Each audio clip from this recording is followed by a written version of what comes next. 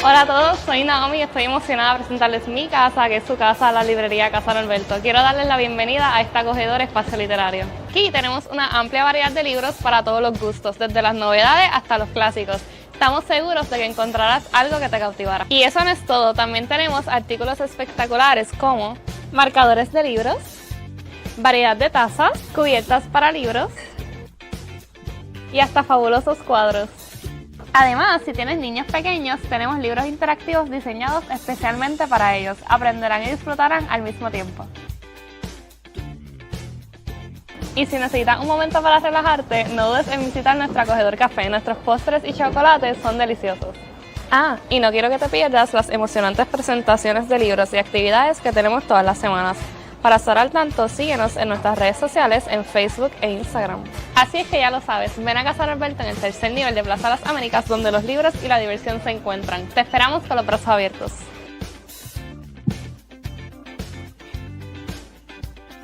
Probando.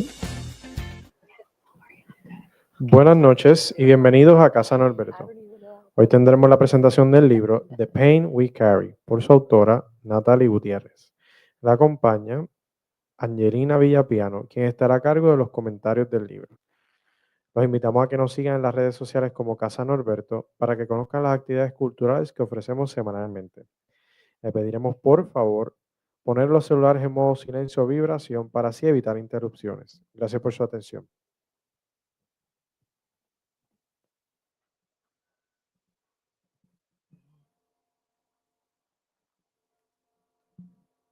Gracias.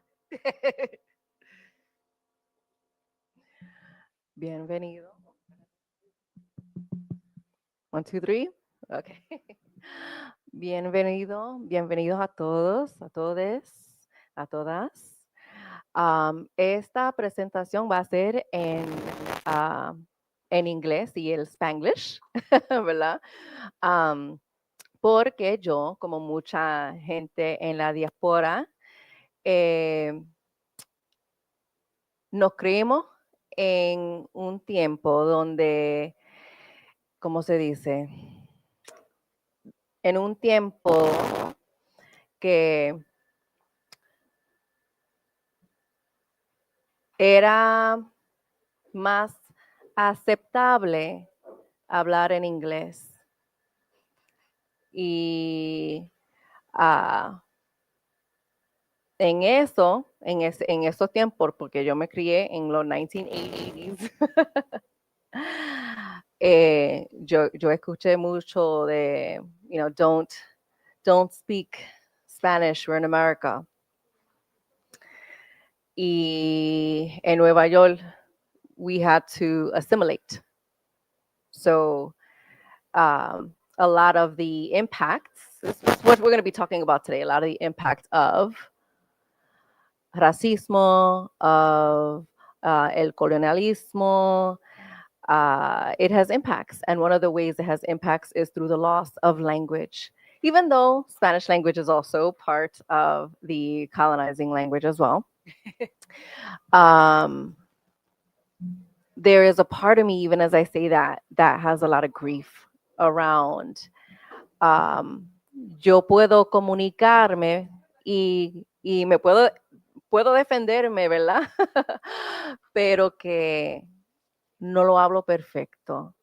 Y eso me da tristeza porque tengo mucha familia aquí en Puerto Rico y quiero hablar con ellos en una manera con fluidez y a veces se me hace difícil. So I just want to name that because that is the part of the impacts of racism and colonialism and the assimilation that we have to do for folks that are from the diaspora that didn't grow up here, in Puerto Rico, and there's impact there. So I just want to name that. And I'm trying to think what else I want to say.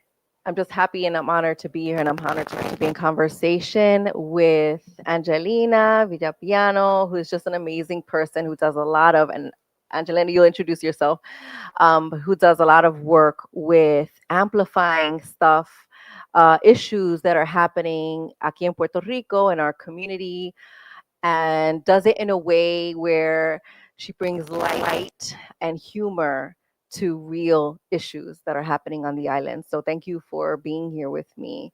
Muchas gracias. Gracias a ti. Hola, saludos. Soy Angelina. Mi nombre en las redes es Miss Angelina. Yo también me crié en New Jersey, soy de la diáspora también. Y en mi casa no hablaba español. Mi mamá y mi titi y mi abuela estaba hablando entre like, ellas como que, ay, podemos hablar en español y los niños lo van a entender. Eso es perfecto porque podemos hablar y ellos no saben nada. Por eso no sabía nada de español, pero yo aprendí poco a poco. Y sí, es una vergüenza, en verdad, para mí. Me sentí una vergüenza que no podría hablar en español. Y todavía, ahora yo puedo hablar, pero tengo un acento, no es perfecto. Y todavía me siento como que, ay, Dios mío, no estoy hablando correctamente y no puedo hablar en español. Y mi acento. Es un, no sé, es like a rift en nuestra comunidad, me siento, porque la verdad es el idioma es importante para comunicarnos, para entendernos, es parte de nuestra identidad como boricua, nuestro acento boricua es parte de nuestra identidad, ¿me entiendes? So, if you're speaking Spanish, but you don't have the right boricua accent, tú no eres boricua. So it's part of this whole colonization side effects that does cause tension, it causes shame, it causes separation. And yeah, it's something to work through for sure. It has been for me and continues to be for me over the years. So, but anyways, aside from that, I am a comedian, I'm an actress, I'm a content creator, I'm a dancer, I do a lot in the arts, and I try to find ways to talk about our identity and our culture through comedy and performing. Thank you, family. There's as you were talking, ya como I was just thinking about all the things that I want to say, y que solamente tenemos una hora. And how do you cover such a big topic en solamente una hora? Es difícil, pero también esto es una conversación que sigue. This is an ongoing conversation. This is meant to be an ongoing conversation because it's such an important conversation. I don't have my first book here. Bienvenido. Gracias por venir. Oh, yes, perfect. Thank you. So, yo escribí este libro en el 2000, bueno, lanzó en el 2022, en 2022. So, va a cumplir 3 años. And I wrote this book because yo hace 16 o 17 años que trabajo con sobrevivientes de trauma, y puede ser trauma sexual, trauma generacional, trauma histórico, ancestral, trauma del desplazamiento, trauma del racismo.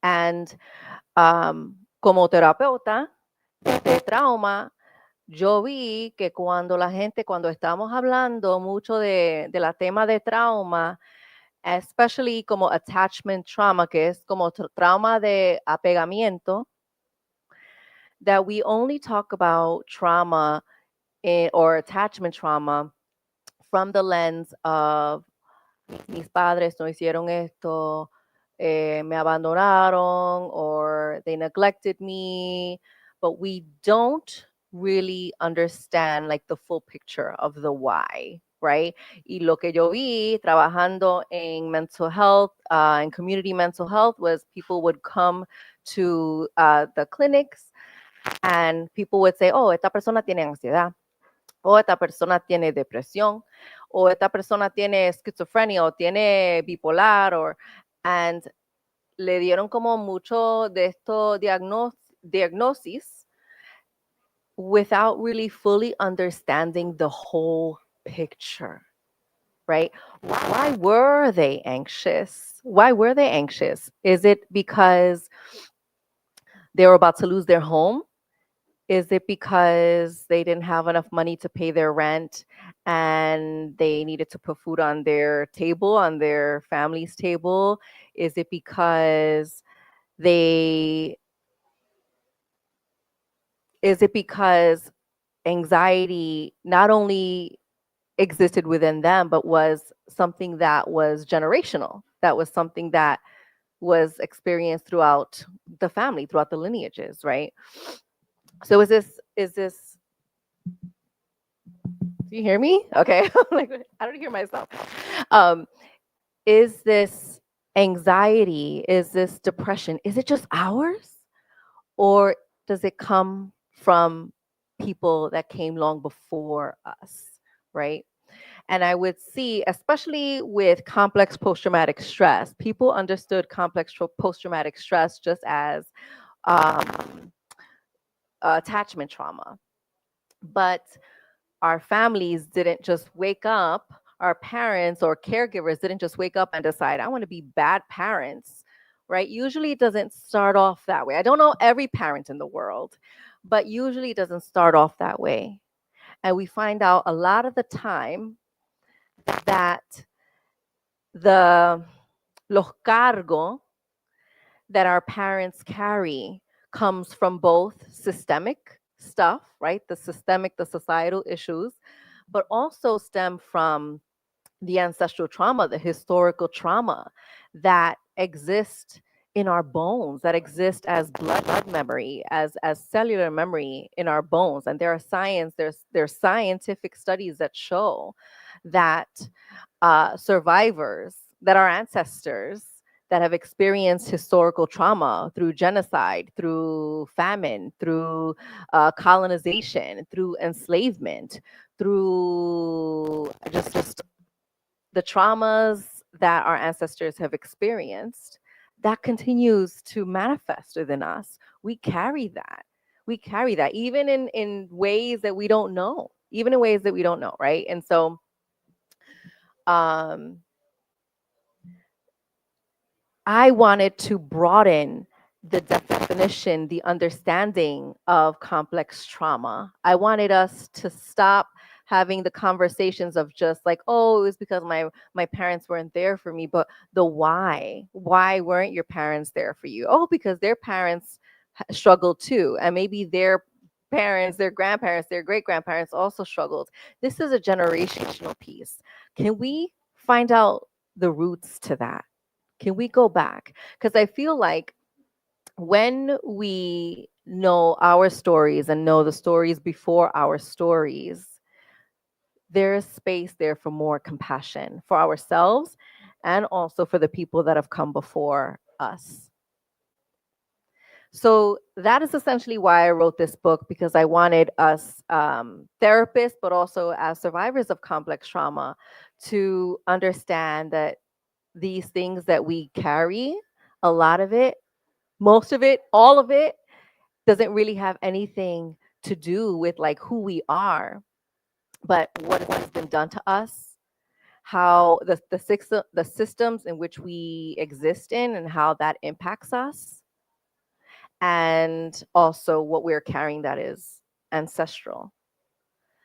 Like right now, we are living in a time, estamos viviendo en un tiempo bien difícil. And not that it's ever been fully easy, but I work with a lot of clients that are immigrants or first gen. Y ahora mismo están sufriendo even more. Why? Because of the things that are happening right now in society. If they have parents, family members that are undocumented, and they're afraid with everything that's happening with ICE right now, that's real. Am I going to go and say this person has anxiety? Absolutely, they have anxiety. I would have anxiety. I have anxiety. And I have the privilege of, being a citizen here. I mean, I have thoughts about that, but I there is something that we need to begin to really explore that isn't just assigning diagnoses on people, but more of just a broadening to understand the why we feel the way that we do. And I find that we tend to blame ourselves for the ways that we feel rather than really trying to understand that we're not broken, that these things that we carry are things that we carry, not who we are, right? Because we aren't the burdens that we carry, right? This is not the pain that we are. This is the pain that we carry, right? The generational systemic pain that we carry. But we aren't that.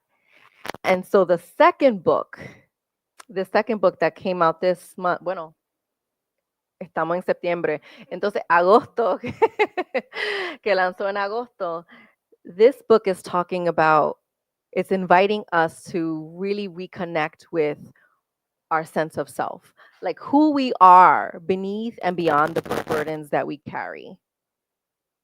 So I want to stop right there and just see if there's anything, Angelina, you want to share, or anyone that wants to share anything. Yeah, I mean, there's a lot to say. Right? I think that there are some systemic issues that I felt as a Puerto Rican person living in New Jersey. For example, my parents really wanted us to, have the American dream, and so therefore I grew up in a white neighborhood con los gringo blanco, sin puertorriqueño, en mi barrio, en los Estados Unidos, en New Jersey.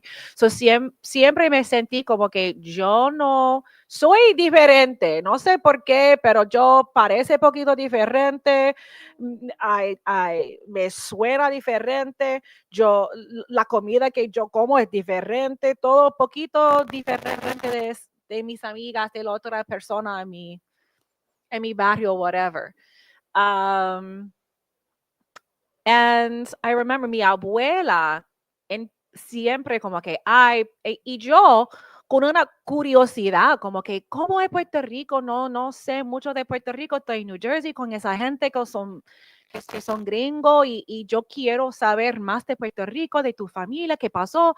Y mi abuela siempre como que, una actitud mal de Puerto Rico. Puerto Rico, no, ese es más, es peligroso, no es una cosa bien, no quería decir nada de Puerto Rico.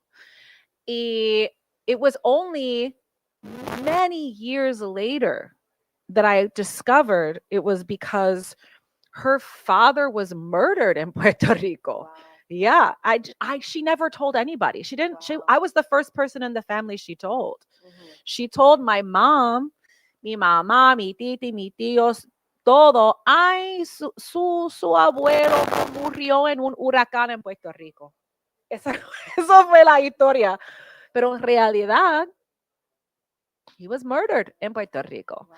So, and then she moved to the States. So of course she had her own trauma.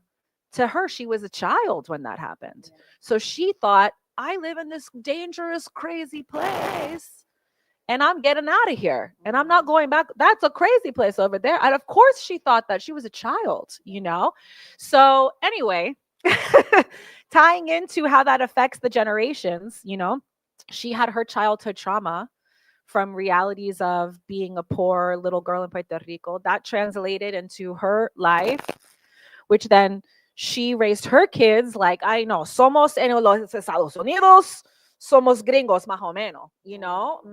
My mom and my family was encouraged to speak English, to make American friends. My mom and my aunt married American men, like todo eso. So, y yo como like the third generation or whatever, second generation, como que, mira, pero ¿por qué? Soy puertorriqueño, quiero saber más de Puerto Rico, mi cultura, mi gente y todo esto. And I didn't understand why my family had removed us so far away from it for so long. And so me moving here to Puerto Rico years later, me mudé acá a la isla y fue una jornada para mí personalmente como que, wow, por fin ahora yo entiendo como quién son mi gente, de dónde soy, pero también a whole new world of trauma opened up when I was like, oh, diantre. Puerto Rico está carón, es bien difícil aquí por mucha gente. Y wow, no sabía nada de la vida en Puerto Rico. Y después de años aquí en Puerto Rico, yo tengo mi propia trauma de aquí, porque es difícil vivir en Puerto Rico, en la realidad, es difícil. You're always in survival mode here. Like, I feel like people don't have a chance to just like relajarte, porque siempre hay algo, siempre hay algo. Es la luz, es el agua, es el político, es esto, el fucking gobierno de Puerto Rico, gobierno de los Estados Unidos, a una huracán, like, muchas cosas, bien difícil. So there's like niveles y so many layers for all of us, in different generations and different places within where we're at, you know. That is so, Angelina, I really appreciate you saying that because it is so real, ¿verdad? Y después, not only is all of that, everything that Angelina just said, but do we even talk about it? Do we even talk about it? Right? Porque I could probably count maybe on two hands. I feel like now more people are like going to therapy, right? Pero I mean, you don't even really need to talk about to go to therapy. I mean, therapy is great, right? But it's not always affordable. And there's all this, there's situations around access to it. But even just talking about it in general, I feel like we don't talk about things. Solamente como lo aguantamos. It's part of the pain we carry, right? But it's also what I learned in writing this book, the first and the second, is that the pain that we carry is really the grief we carry. And the grief that we hold, some of it is similar and some of it is different, right? But there's so much grief that we carry in our bodies that needs our tending to. And I don't know about y'all, but it's hard for me to even, como terapeuta, también estar con mi pérdida. Right? It is hard because we have to be with the vulnerability within us, that everything that comes up around everything. Like even from Angelina, when you were talking, it reminded me of this como una cosa que yo leía online que dice, my grandparents or my family, my elders moved to a different land because they wanted me to like prosper and be better. And I feel this guilt because all I want to do is go back to where they left. That's actually where I want to be. And I feel like that. Porque mis abuelos se fueron, right? They went to New York. They wanted that, that better life. And I cannot tell you how many tears we cried every time we came to Puerto Rico. To make every time we were leaving Puerto Rico, like it was just crying. I'm crying, my mom's crying, everybody's crying, just to go back to New York, right? And it's not that I love New York. New York raised me. But there is something where your body knows their roots, where your body knows home. Even if you don't speak the language, even if you don't know your ancestors, your body knows. Entonces, I have been wanting to move back to the island for a really long time. I get emotional thinking about this because I never thought it could be possible. I never thought that frustrates me to today. I never thought it could be possible. I see all these, the Blanquitos moving to Puerto Rico, and I'm like, wow, I'm getting mad at them. But I never thought I could move here. It wasn't a thing because I just felt like I could never. Who gave me that message? This is my home too. This is my home. In fact, this is my home. Period. Right? And so I had to grapple with I know it's not easy living in Puerto Rico. This is not rose-colored glasses. It's not easy. And I have a certain privilege that even my own people don't have. Even my own people don't have. And I have that privilege. And I need to, of course, use that privilege to support my people, not to save them, but to support them. Right? But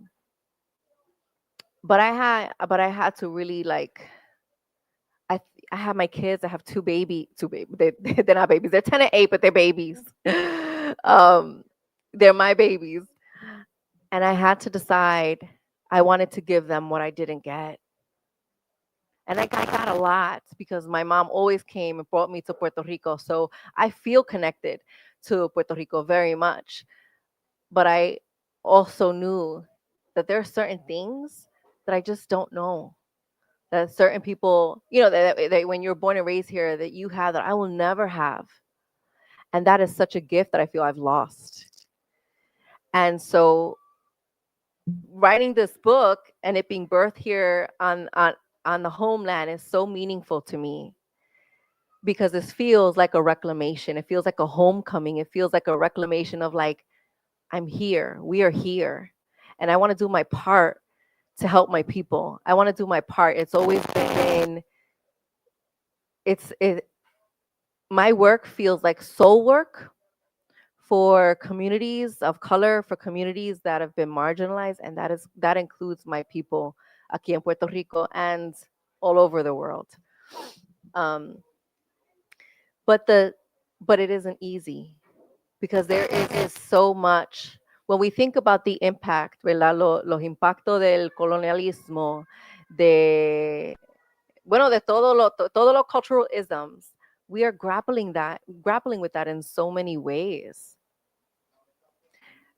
Historical trauma, we are grappling with that in so many ways.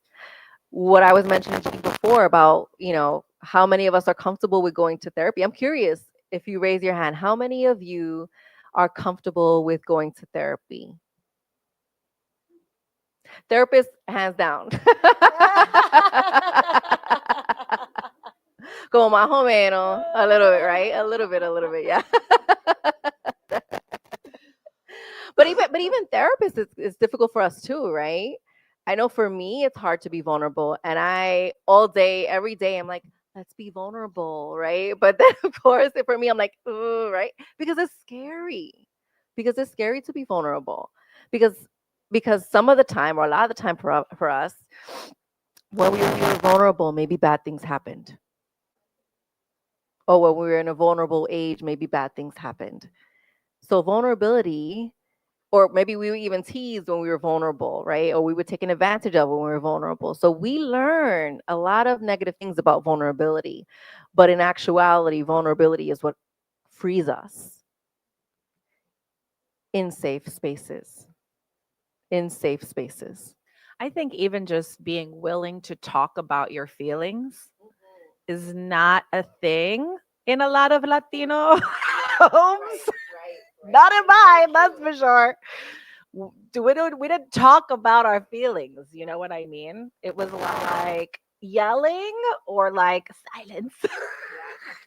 And so it does feel unsafe on some level to just be able to like say what you're feeling, My family, we're all grown adults now. Somos adultos en mi familia, pero todavía es bien difícil para mi familia comunicar entre nosotros. Es bien difícil para mi mamá hablar con mi hermano de un conflicto que está pasando entre la familia y mi mamá todavía no puede comunicar like comfortably. Ella se siente como que no quiere hablar de las cosas que son difíciles. Si es una cosa, whatever, we can talk. But if it's an actual, like, difficult conversation to have, it's not happening in my family. I'll tell you that. Yeah, it's really, it's so hard to do. If you can relate to that, I want to just invite you to raise your hands or just say, yeah, it is hard, right? Yeah, it's so hard, right? Like, yeah.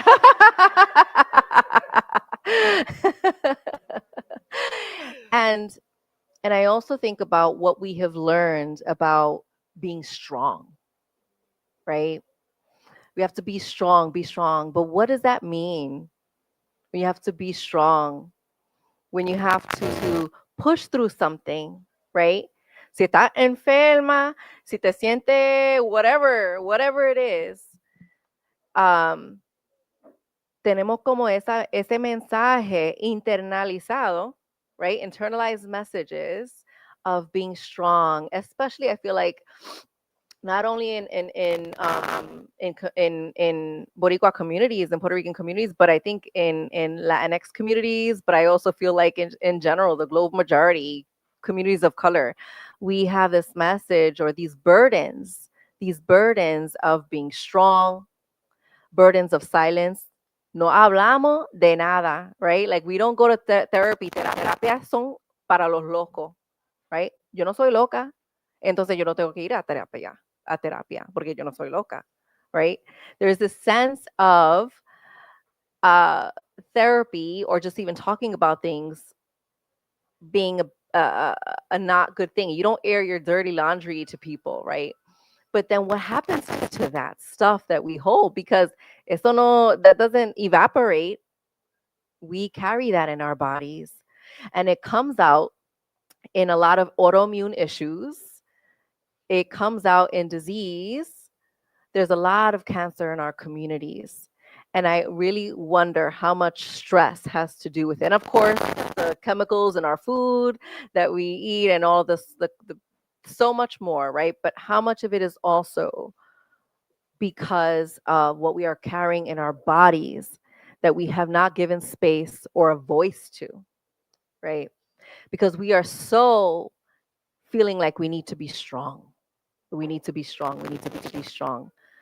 My abuela, my grandmother passed away recently. Yesterday makes 3 months. Yesterday was the 3rd, right? Yeah, yesterday makes 3 months that she passed away. And and I remember that message even being with me when I was at her funeral. Don't cry, no te pongas así, con llorando así, con moquito, and like, don't go there. But I wanted to do it differently. I wanted to reclaim my ¿cómo se dice? My grieving of her, my mourning of her. And so I let it loose. I let it loose because I don't want to carry that in my body. I don't want to carry that in my body. And I feel like part of what is missing within us is that we're carrying so much stuff, so much grief, so much unresolved, unspoken things in our bodies, but we also don't really have the ceremonies that I feel like our ancestors once had. Grief ceremonies, rite of passages, just ceremonies in general, intention around living that I feel like our ancestors once had that we don't really have anymore, because right now we are just trying to get to our jobs to feed, to pay our bills because things are so expensive. We're not living as intentionally as we want to live. And sorry, Angelina, I know you were, go ahead. I'm just going to say, in the topic of like having to be strong, I've never felt that more than aquí en Puerto Rico, viviendo acá en Puerto Rico, porque the buzzword is always resilient. Puerto Rican people are so resilient. Wow, they're so resilient. And it's like, nobody wants to be resilient anymore. Like, aren't we allowed to just like not be resilient? Like, why do we have to like put on a good face no matter what happens and like be so hospitable and happy and joyful and welcoming and great no matter what happens? It's exhausting. Why does everyone have to be resilient all the time? There's no space for like letting people just be soft, you know? Yeah. And I feel that like there's so that like got to be tough because the next thing's around the corner. And it's like, damn, when are you allowed to just grieve or be sad or be soft or be scared or everything else? Yeah, right. And when you are scared, I think we even learn that from when we're younger, when we're scared or when we're crying. What is it? Like maybe it's, I'm going to give you something to cry about, right? Or don't be scared, rather than having someone be with and meet us where we are, meet us with those emotions, to be like, you're scared? Tell me about that. Tell me about why you're scared, what's happening. And a lot of the times our caregivers are unable to do that because, again, right, the societal stuff. And maybe they don't know how to do it because that wasn't what was done to them. And so there's a lot of unlearning and a lot of learning that needs to happen. But that being strong piece can feel so painful and also so isolating, because when you're strong, you don't really, a lot of the times, a lot of folks are not able to feel like they can talk to people or ask for help. I'm curious who here feels like they can ask for help. Like, if you feel like you need help with something, with anything, do you feel like you can ask for help?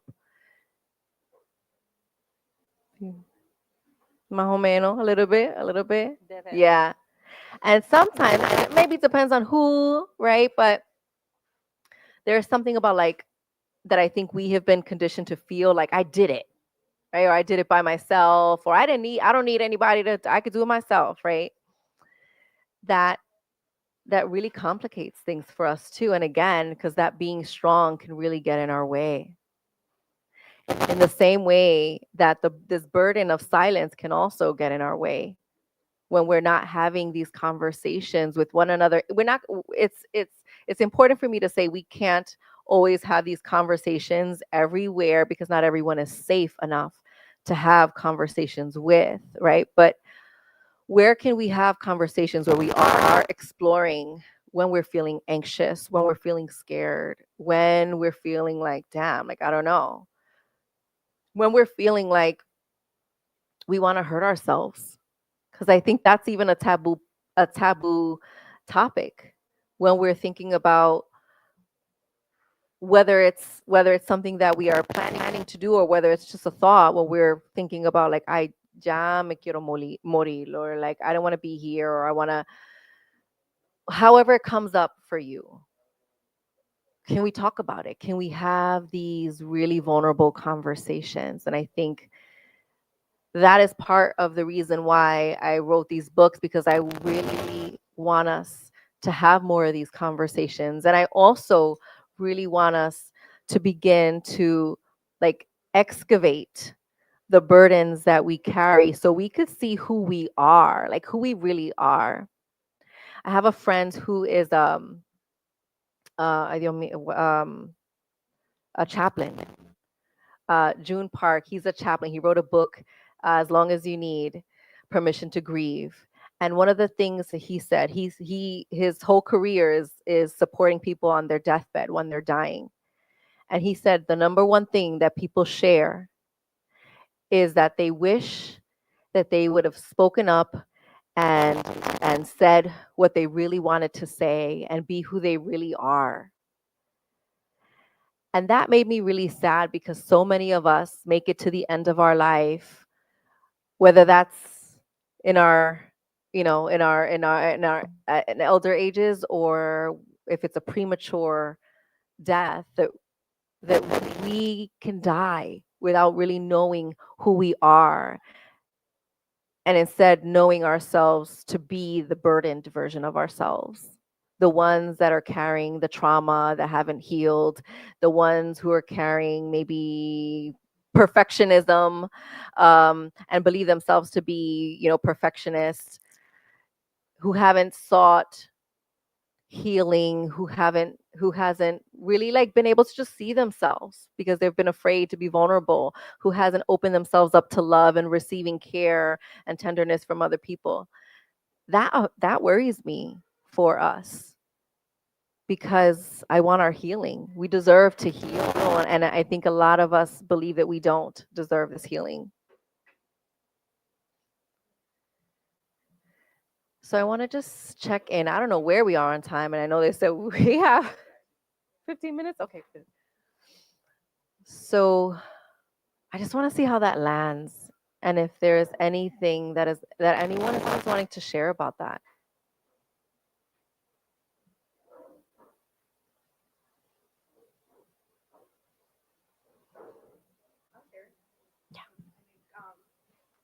Hola, buenas noches. Something that when you guys were talking about just being strong, like I think especially being Latina, being so I'm first gen Bolivian immigrant, like I grew up in the States believing since I was little because I'm the first one, so the oldest. Yeah, I always have to be strong. Like I always have to be strong for my sisters. I always have to be strong for my family. Always had to, excel in school because school was the ticket to like success because my parents immigrated to this country to give us a better life, and so it's like all that is embedded in you since you're a kid. And it's just like now as an adulta to unpack that through therapy, through being in community, through books like yours, like it's just eye-opening how like it really can affect you since you were a child.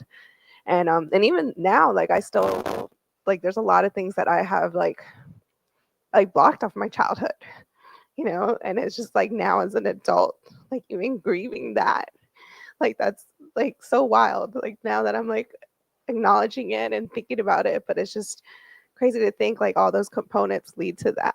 So I just wanted to share that. Thank you, Bianca, for sharing that because I know that you're not alone. I know that you're not alone. And I think that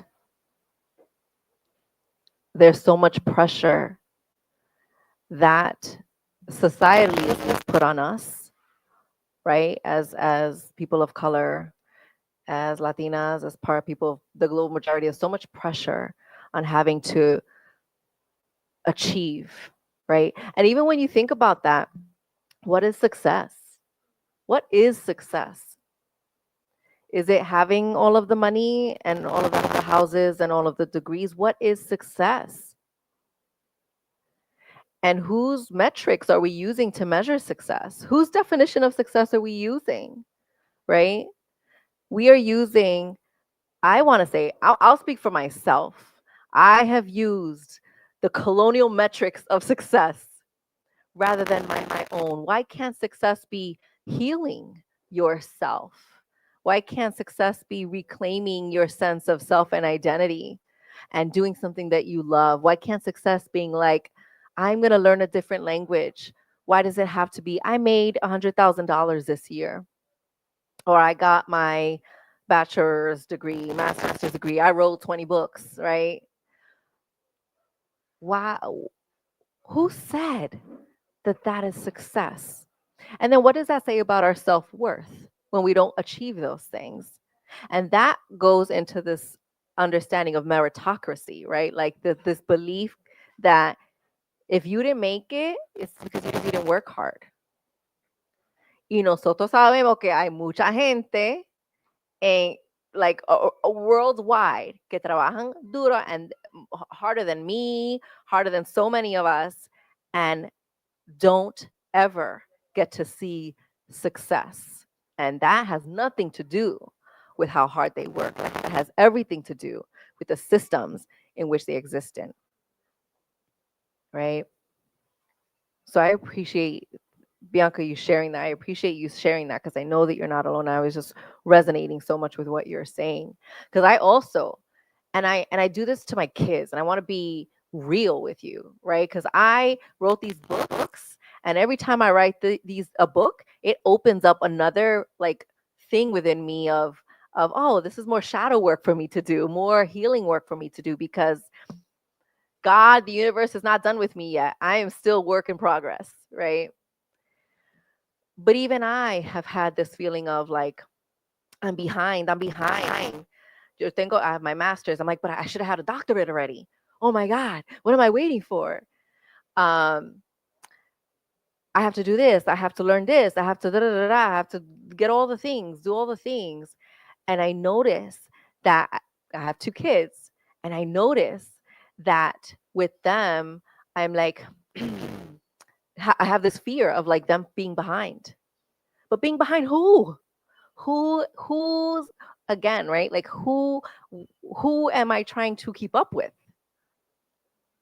And it's such, that is that internalized for me, I'm speaking for me, that has been an internalized piece of racism within me, where it's like the blanquitos, so I have to show that I'm better than them. I have to like, but why? Why? Because I just need to make sure that I'm good, right? I need to make sure that I'm learning the stuff that I want to learn because I want to learn it, because I'm living a life of intention. And me trying to keep up with the Joneses or me trying to measure up to whatever is unreal, because the truth is that a lot of, white folks have had privilege for longer than my people. And so it's wild for me to think that I'm ever going to do or to have the generational wealth that many of them have, because my ancestors were part of the reason why they got that wealth to begin with. I think on like a macro level, I feel that way about like the relationship of Puerto Rico to the US, in the sense that because somos parte de los Estados Unidos, siempre estamos comparándonos como que, oh, well, if we were a state, we'd be the poorest state. And if this is what it costs here, and this is what it costs there, and this is what they do, so this is what we should do. And like, we're always comparing ourselves to the mainland USA. And it's such an unfair comparison.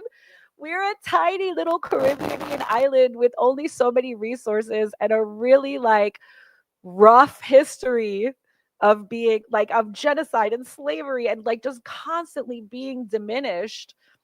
And yet somehow now we're supposed to act like our existence is comparable to any of the 50 states. Like it's not. But everyone always has this like we're comparing like, oh, are we at their level, or is it like this? And well, it's that way over there, and is this the way it is over here? And it's like, I wish that wasn't the standard, like the standard of living, or however the US standard. Why does it have to be our standard? Does it have to be our standard? Can't we decide what our own standard is, instead of constantly trying to reach this thing that's like this goal set for us that we're supposed to be like them, even though we've never been given the equal opportunities or a fair shot, or don't even have the same resources or population or anything. Why are we trying to compare or even reach like that standard? Like it's impossible.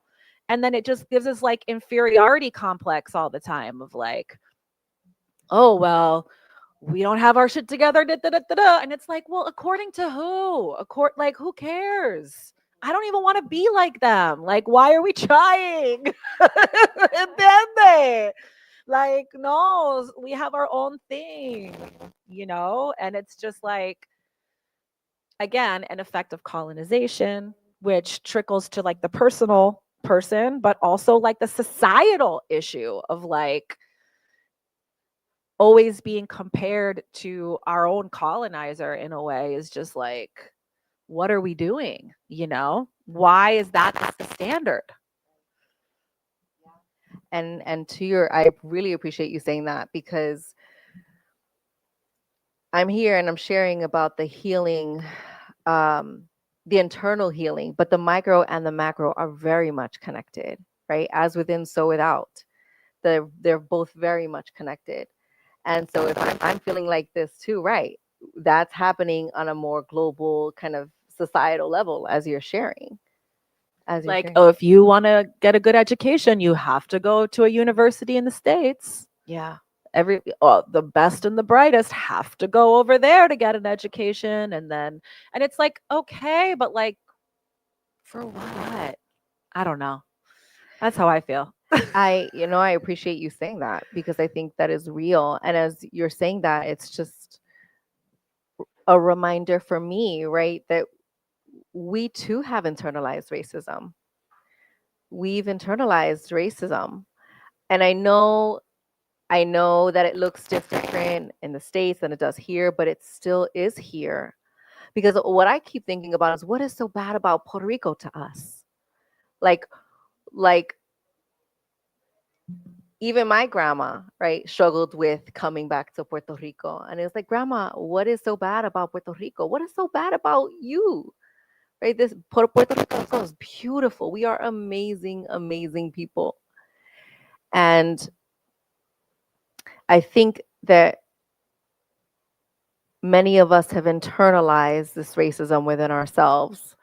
However, like whether it comes to our looks, um, things like I remember I used to straighten my hair all the time. And it's not a knock to anyone who does straighten their hair, right? When you straighten your hair from a place of choice, as opposed to I want to feel like I'm professional. And so I heard that curly hair is not professional, so I have to straighten my hair, right? But who said that? Who said that? But it's just something that we even don't even sometimes question. We just do. Like, just straighten your hair. You go into a boda, entonces ve y hasta el pelo. And so several years ago, part of my reclamation journey is like, I don't want to straighten my hair anymore. I want to just leave it curly. And if I choose to straighten my hair, I'll do that. It'll be from a place of choice, not from a place that feels like my hair is not good enough. And there are so many ways that I think we carry these kind of messages. And it feels important to continue to check in with how these messages exist within us. And then also también how we compare ourselves to one another, right? How we fight, because we fight with each other too. Whether it's, folks that have lived here on the island fighting with each other, but sometimes there's diaspora and folks on the island. How do we create this healing process for more unity so that we can actually fight the folks that we need to be fighting? Because when we are divided, and that's both internally, I'm speaking like within ourselves, even when we are divided internally, there's an African proverb that says, ay, Dios mío, I'm gonna mess it up, and it's my favorite quote. But it says, ay, Dios mío, se me olvidó. But but essentially, it's saying like when there are no enemies within, the outside cannot hurt you. The enemies outside cannot hurt you. When you can befriend yourself within, right? When you can care for yourself, have compassion for yourself, love yourself, take care of yourself, then the outside messages, they don't come in to penetrate as much because you are taking care of yourself. And the same thing is true on a macro level, because when we as a community come together, then we can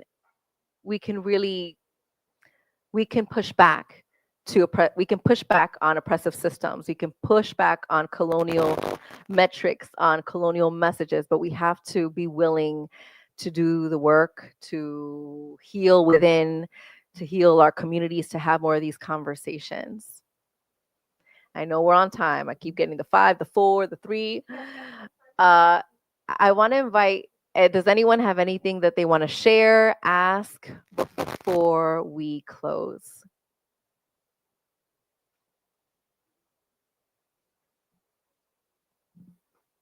¿Quiere preguntar algo? Okay.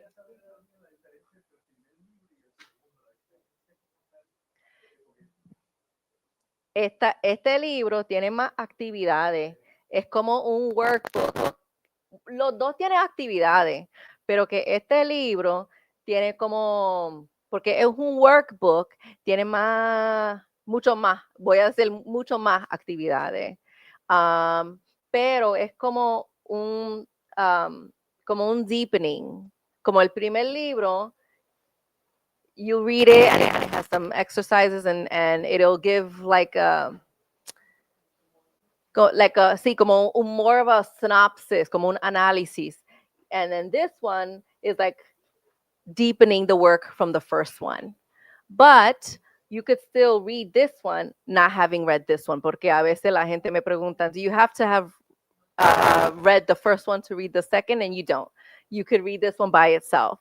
But this one is like, va a estar trabajando más.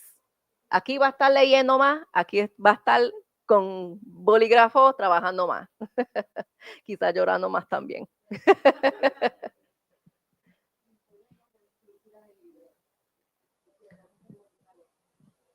¿Cuál? So with the first one, I talk about, como yo digo,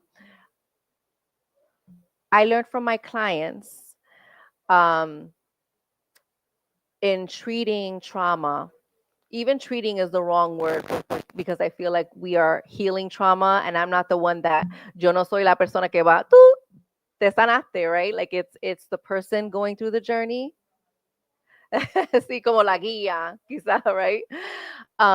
So this is inviting people to heal using four,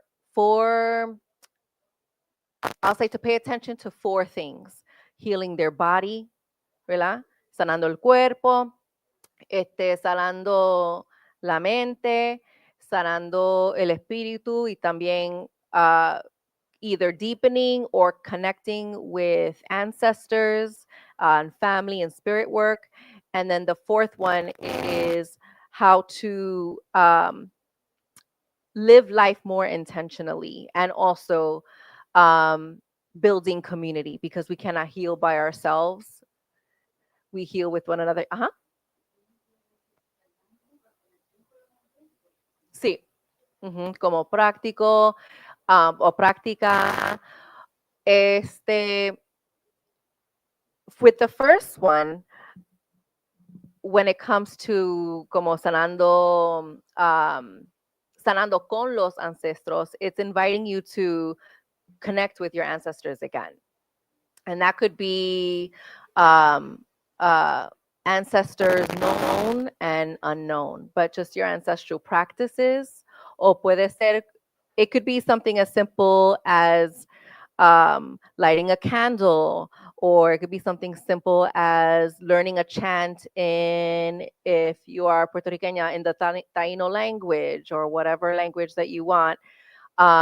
Just something that helps you connect with your ancestors and your ancestral wisdom. A practice of, como se dice, like a practice of your ancestral lineage, or a practice that you also want to create. No sé si me estoy explicando bien.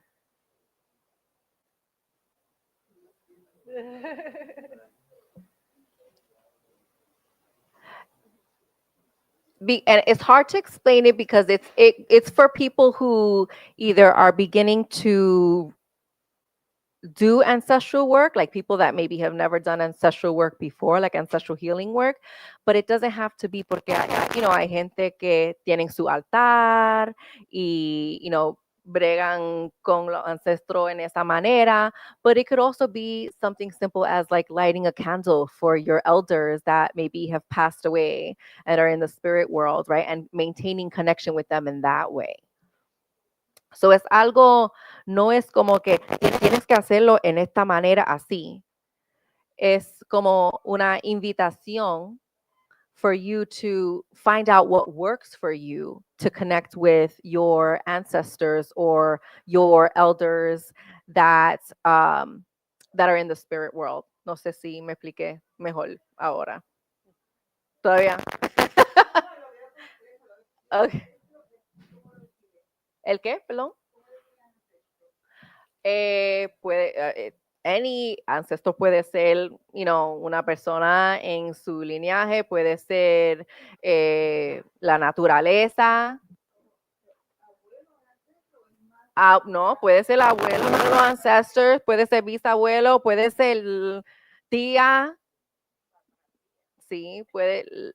Lo que usted, how I was taught anyway, es ancestro puede ser alguien, en nuestra familia, pero también puede ser naturaleza. Perdón. En la historia, sí. También puede ser como una persona que tiene como un affinity with, que quizá falleció, right?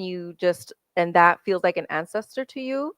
So es what feels good to you, what feels right to you. Que puede ser su abuelo o no, pero no tiene que ser también una persona, puede ser la naturaleza, sí, cosas así.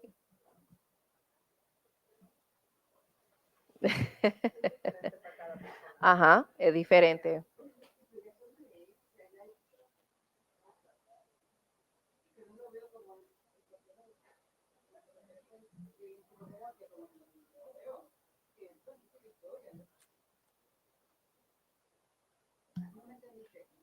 No es que no tengo una cuchara. Ajá. Ajá. Sí, para mí, mi trabajo como mezcla los dos. Para mí, mi trabajo mezcla los dos porque yo pienso que es importante en nuestra sanación incluir los ancestros, porque fue también una trauma. Muchas veces, esa trauma que nosotros también cargamos, vienen de ellos también. Entonces, todos sanemos juntos. Y para mí eso es parte, no debería de ser separado a la psicoterapia, pero incluido en el trabajo de psicoterapia. Como yo trabajo, no todo el mundo trabaja así, pero como yo trabajo, eso es importante en esta práctica. Para ser completado, for it to be complete. Otherwise, for me, it feels incomplete when it doesn't include something like a practice of ancestral wisdom.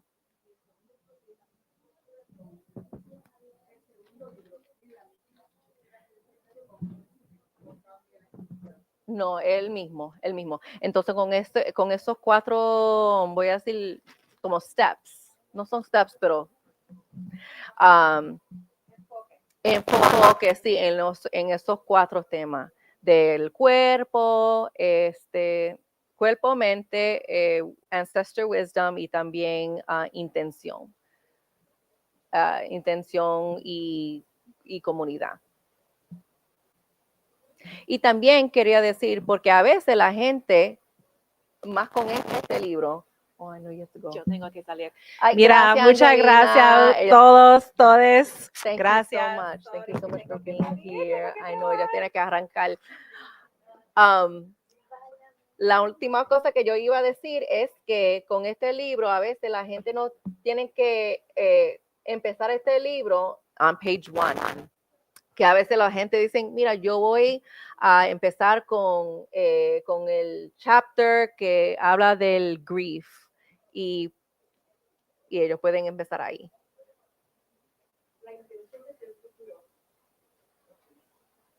Sí, gracias a usted. Gracias por su pregunta. Gracias a ustedes por venir. Muchas gracias.